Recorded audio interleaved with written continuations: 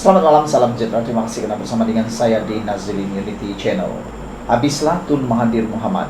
Beliau telah berjaya menjerat diri sendiri. Itu kata-kata daripada seorang netizen kepada saya petang tadi. Mereka kata tindakan Tun Mahathir Mohamad menyaman Anwar Ibrahim di mahkamah adalah satu tindakan yang salah dan telah menjerat diri beliau sendiri. Kerana kata mereka sebenarnya Anwar Ibrahim tidak perlu disaman, supaya kalau Anwar Ibrahim tidak disaman maka tiada peluang untuk Anwar Ibrahim mendedahkan perkara-perkara lama ataupun dakwaan-dakwaan yang berlaku. Apabila Anwar Ibrahim mendedahkan tentang kekayaan dan sebagainya yang melibatkan Mahathir Mohamad, itu hanya sekadar dakwaan biasa-biasa, sekiranya tidak dibawa ke mahkamah. Namun tindakan Mahathir membawa ke mahkamah menyaman Anwar Ibrahim dengan nilai yang begitu besar, mencecah 150 juta, ini telah memancing, telah pun memberi peluang kepada Anwar Ibrahim untuk mendedahkan bukti-bukti kukuh yang telah pun mematikan kata-kata Mahathir sendiri. Sampai sekarang kita belum lagi mendengar apa-apa balasan daripada Mahathir berkaitan dengan perkara ini. Kini SPRM tampil.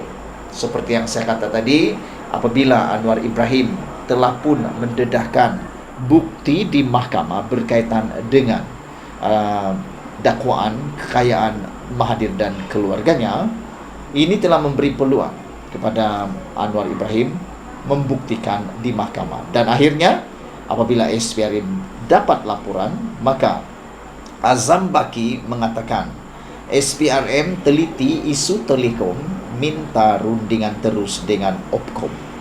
Apa cerita?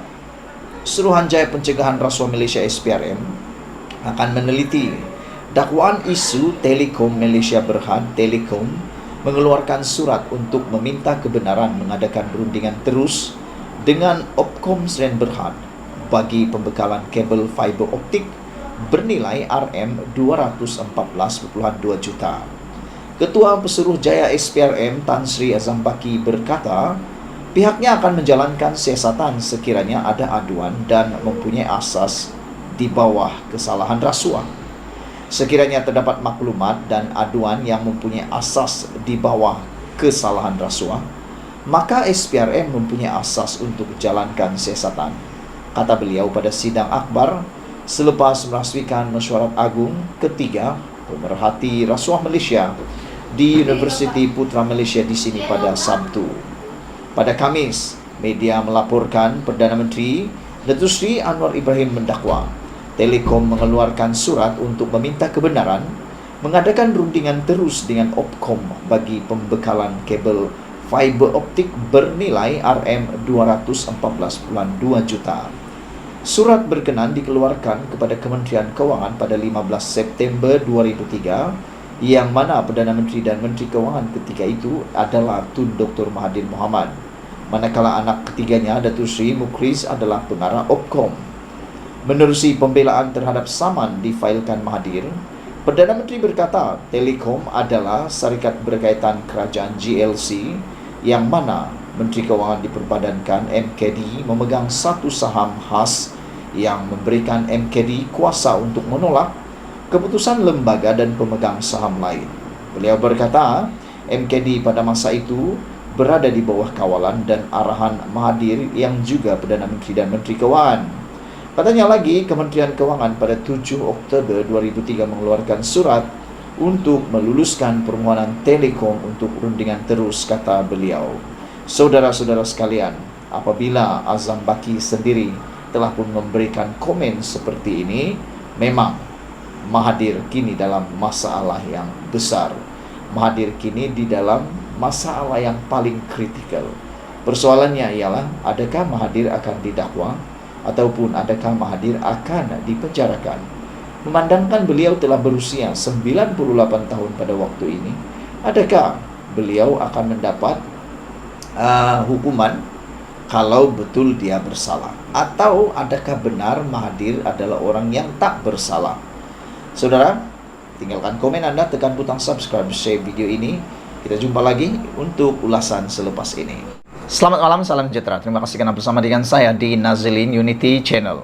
Petang ini saya dikejutkan dengan satu persoalan daripada rakan penganalisis politik. Beliau tanya, betulkah Khairi Jamaluddin sudah masuk bersama dengan Anwar Ibrahim?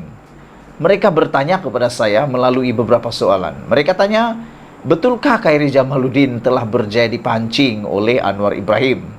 Yang lebih membuatkan saya tak dapat menjawab, terbisu sekejap apabila mereka tanya, betulkah Khairi Jamaluddin akan menyertai parti PKR? Itu pertama. Yang kedua, adakah Khairi Jamaluddin akan membuat parti dan akan menyertai kerajaan perpaduan, kata mereka?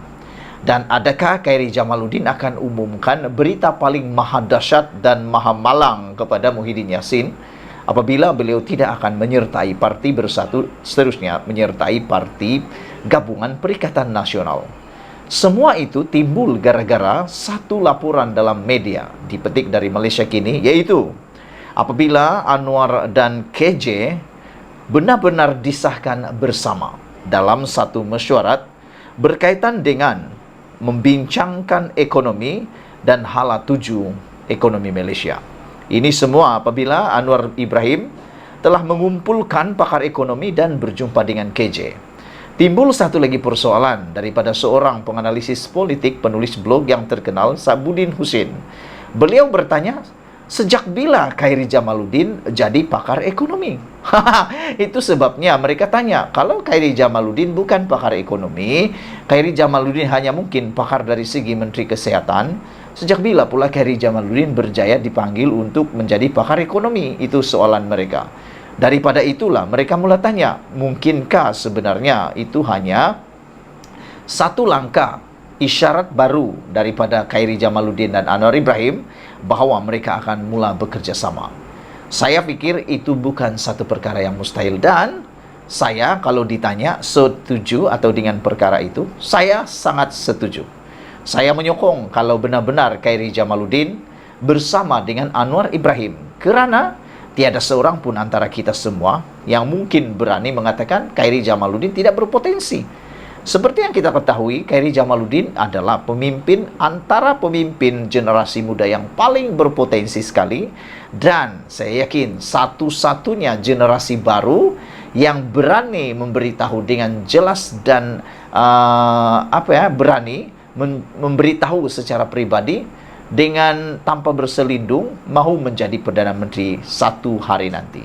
Siapa lagi yang pernah cakap seperti itu? Tak pernah kan? Tak pernah kita dengar.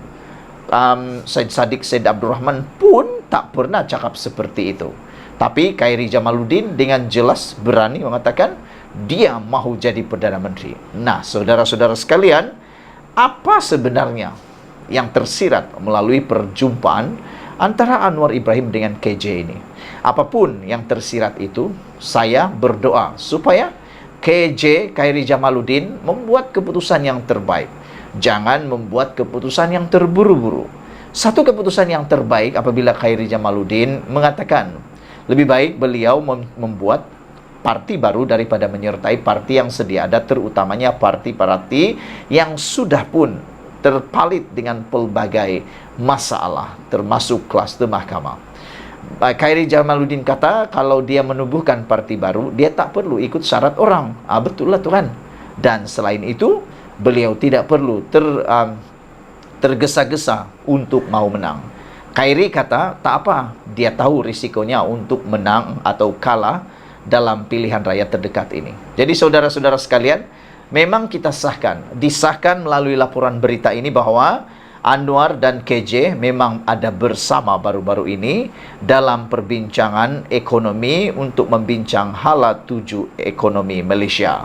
Saudara-saudara sekalian, Perdana Menteri Anwar Ibrahim mengadakan perjumpaan dengan bekas Menteri Kesihatan Khairi Jamaluddin, ahli ekonomi serta pakar industri petang tadi untuk membincangkan hala tuju ekonomi negara. Tidak dapat dipastikan peranan yang dimainkan Khairi dalam pertemuan itu.